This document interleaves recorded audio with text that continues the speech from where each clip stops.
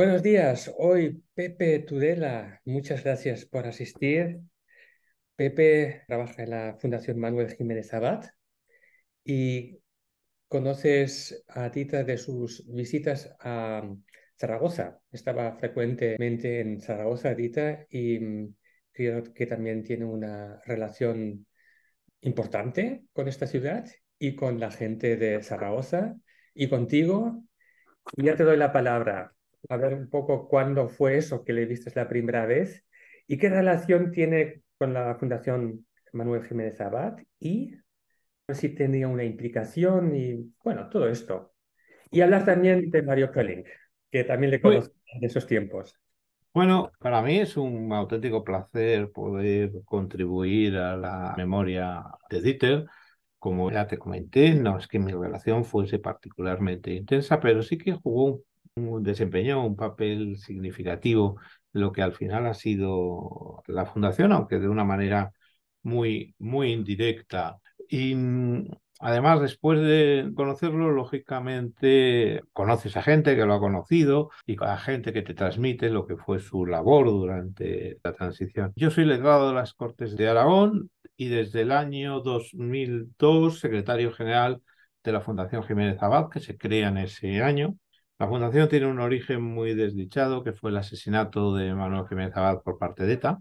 Jiménez Abad era un funcionario de las Cortes, era secretario, fue letrado mayor de las Cortes, lo dejó para pasar a la política como independiente, luego acabó afiliándose en el PP, aunque sus orígenes estaban vinculados al propio PSOE en Aragón, porque fue secretario general de la presidencia en el primer gobierno socialista. Siendo presidente del PP en Zaragoza, lo mata ETA de una manera brutal, porque lo mata además delante de su hijo. Y eso conmociona mucho a la sociedad aragonesa. La respuesta de la familia y de todos los partidos aragoneses fue crear una fundación con su nombre. Desde el principio tuvimos claro que si queríamos que esa fundación perdurase y reivindicase el nombre de Manolo, tenía que ser a través de el estudio, la divulgación de materias en las que los valores por los que Malú. Te interrumpo, es que esto, tal como me lo cuentas, me recuerda a Enrique Casas. Yo conocí a su esposa, a Bárbara Dürkop Casas. Yo soy de Wiesbaden y Wiesbaden tiene una hermandad con San Sebastián, Donostia. Y lo mismo me contó Bárbara en su tiempo cuando yo estaba en su casa y me enseñó dónde estaba su hijo y cómo entró el etarra, dónde estaba Enrique y cómo le disparó en cara de sus hijos. O sea, ahí se ve la barbaridad, que poco corazón tiene ese tipo de... Bueno, es que han pasado unos años y parece a veces que se olvida lo que significó y lo que fue ETA, ¿no?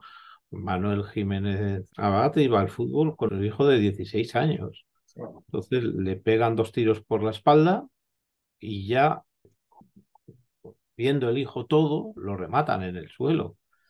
Entonces, el hijo es significativo, pero Borja, casi 15 años, no habló con nadie de lo que había pasado, ni con su madre, ¿no? Entonces, es significativo de una barbarie que yo creo que no se debe olvidar. Esa fundación ha tenido y tiene la gran particularidad de que está dirigida, patronato lo constituyen todos los partidos políticos aragoneses que están representados en el Parlamento aragonés. Ahora mismo 8, y todos con un voto, todos con la misma posición.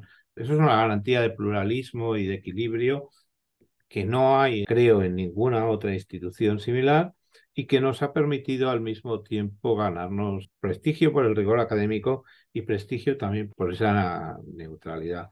Estamos muy contentos de cómo ha ido la fundación, pero en ese desarrollo Dieter tiene su espacio por dos razones. Cuando conozco a Dieter era su último año como director de la Fundación Eber. Por lo tanto, va a ser mi primer contacto con una fundación alemana y en concreto con la Friedrich Ebert. En ese momento la Konrad Adenauer no tenía sede en España.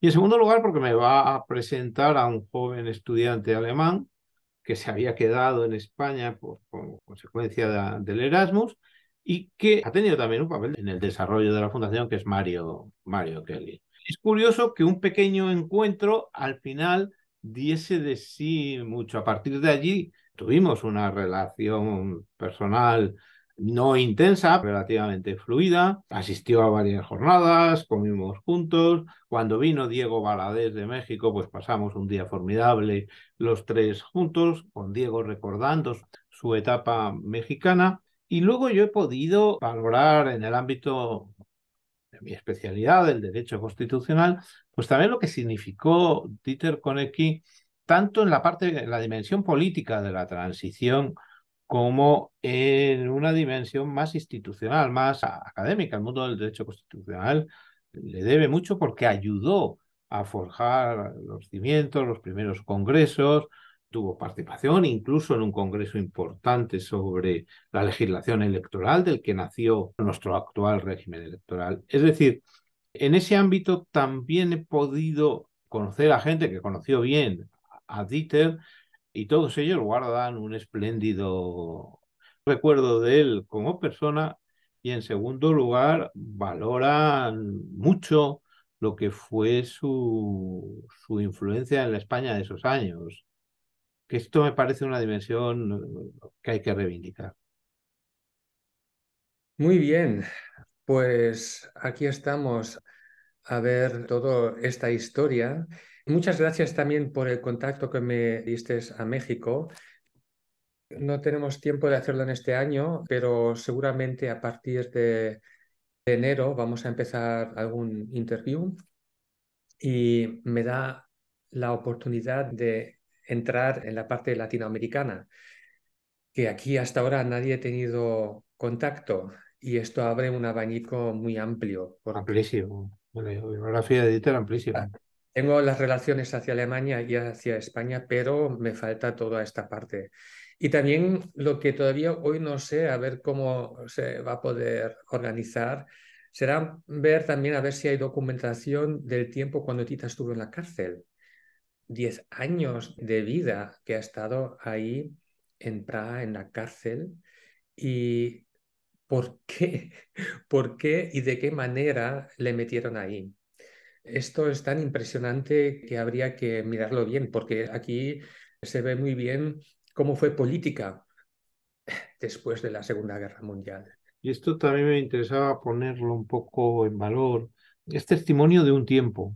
Su biografía es reflejo de un tiempo histórico.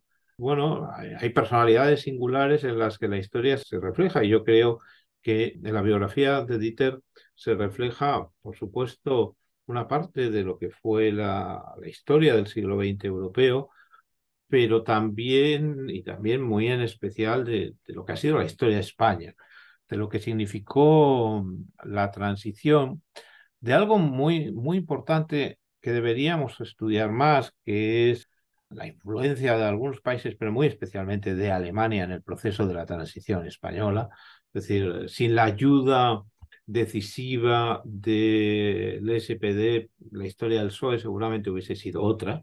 La implicación ahí personal del propio Willy Brandt. O sea, ahí hay una España bebe de la Constitución, de la Ley Fundamental de Bonn, en su proceso constituyente.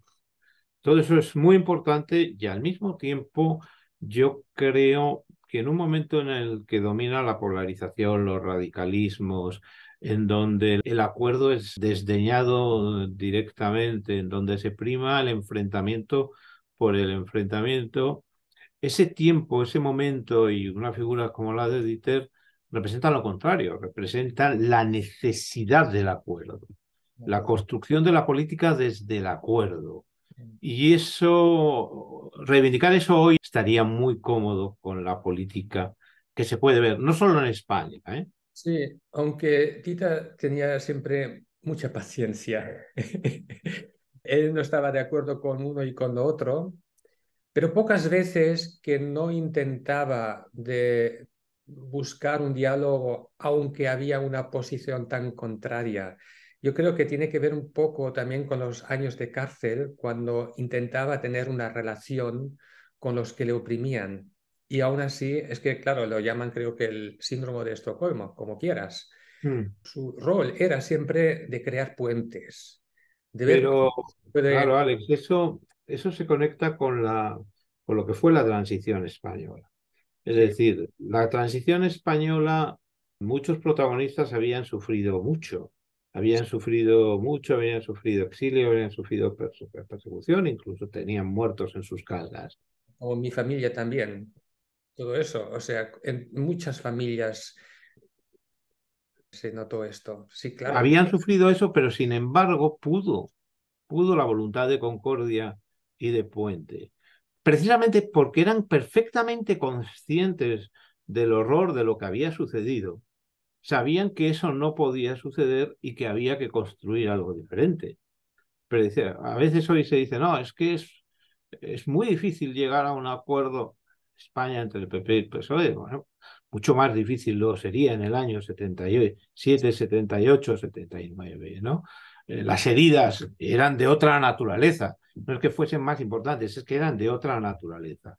A veces da la sensación de que hoy se frivoliza con todo eso y eso facilita que nos instalemos en el lujo de esa radicalización, que no deja de ser un lujo, pero con nefastas consecuencias. Entonces, una persona como Dieter había vivido lo suficiente para entender que había que romper esas dinámicas. correcto. Pepe, mira, ha sido un gran placer.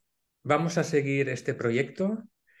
Quizá podemos también seguir con Mario y Sí, por supuesto. quedamos en Mario le tenía contacto. un gran cariño a Dieter porque, bueno, había expresado su generosidad con él, le ayudó y le tenía un gran cariño y tuvo un contacto intenso con Dieter.